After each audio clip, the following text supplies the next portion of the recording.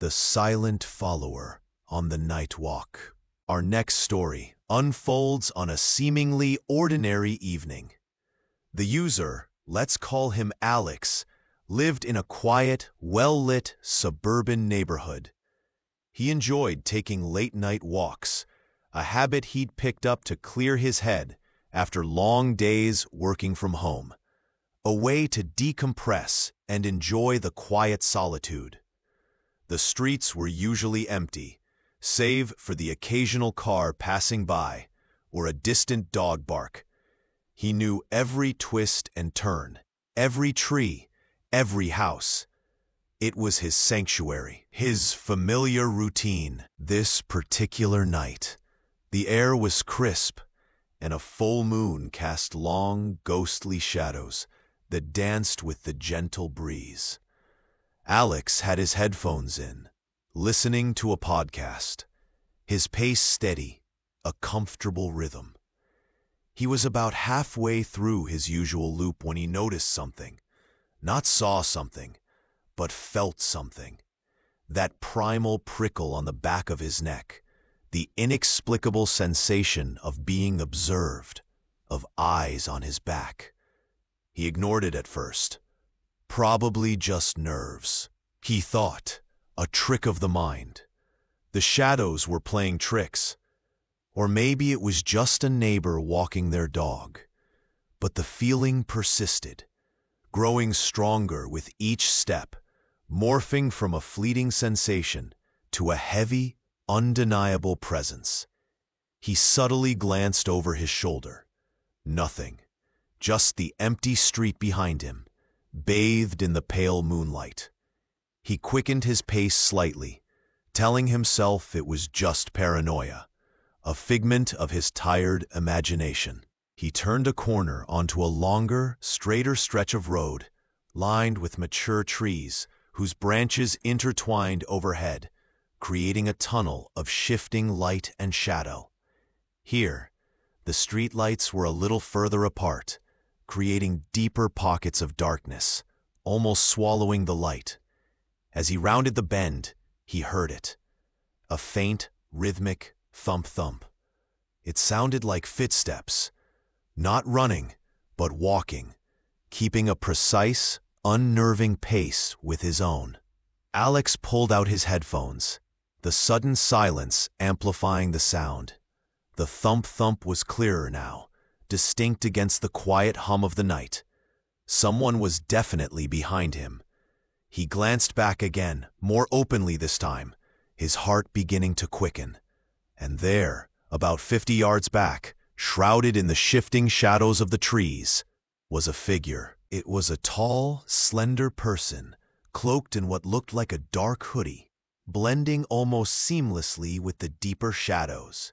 They were walking with a strange, almost gliding motion, their head slightly tilted, as if listening intently, or perhaps observing.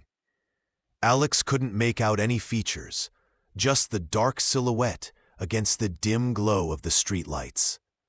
They were too far away for him to tell if they were looking at him, but the feeling of being watched intensified, pressing in on him from the darkness, a cold, unseen pressure. He sped up.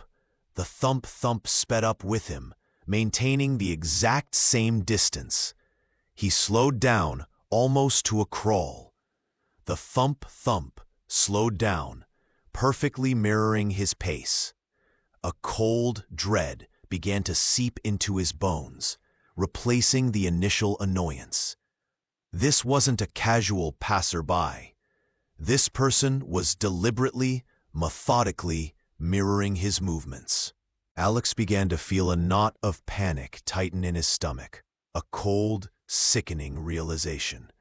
He was still a good 10 minutes from home. The neighborhood was quiet, houses mostly dark, their inhabitants asleep. He started looking for an escape route, a side street, a driveway, anything. He didn't see anyone else on the street. He was completely alone with this follower. He decided to test it. With a sudden surge of adrenaline, he broke into a full sprint. His heart hammered in his chest, blood pounding in his ears, every muscle screaming. He risked a quick look back, his breath catching in his throat. The figure was sprinting too, keeping the exact same distance, the same unnerving pace. There was no sound of labored breathing, no clumsy footfalls, no sign of effort. Just that unnervingly smooth, silent dash, a dark shadow effortlessly keeping pace. Panic gave way to a surge of pure, desperate adrenaline. Alex pushed himself harder, his lungs burning, a desperate plea for speed. He knew he couldn't keep this up for long. He had to think, had to find a way out. He remembered a shortcut through a small, unlit park that would shave a few minutes off his journey. It was risky, dark and secluded, often avoided at night. But it was his best shot. He veered sharply off the sidewalk, plunging into the inky blackness of the park's narrow, winding path. He strained his ears, listening over his own ragged breathing. For a moment, the thump-thump seemed to hesitate. Then it followed him into the darkness, the sound now muffled by the dense foliage, but still there, relentless. The park was disorienting. Trees loomed like silent sentinels, their branches clawing at the moonlit sky, casting grotesque, shifting shadows. The path was uneven, obscured by shadows, roots, and fallen leaves. Alex stumbled, recovered, and kept running, his arms pumping, his legs burning. He could hear the faint, rhythmic footsteps behind him, closer now, echoing oddly in the enclosed space, almost surrounding him. The air grew colder, heavy with the scent of damp earth and unseen things, a suffocating presence. He could feel the presence now, closer than before, a chilling proximity. He didn't dare look back again. He imagined those dark eyes, unblinking, fixed on his back, a silent, predatory gaze. He could almost feel the cold breath on his neck, the silent anticipation. Finally, he burst out of the park, gasping for air, onto another street, only 2 blocks from his house. He risked one last, desperate look over his shoulder. Nothing. The street behind him was empty, bathed in the faint glow of distant streetlights. The dark figure was gone, vanished as silently as it had appeared. He didn't slow down until he was on his porch, fumbling with his keys, his hands shaking so badly he could barely insert the key into the lock. He burst inside, slammed the door shut, and leaned against it, panting, his body trembling uncontrollably. He stood there for a long time, listening to the frantic pounding of his own heart, the deafening silence of his house, and the chilling echoes of those silent footsteps. He never went for a late-night walk again.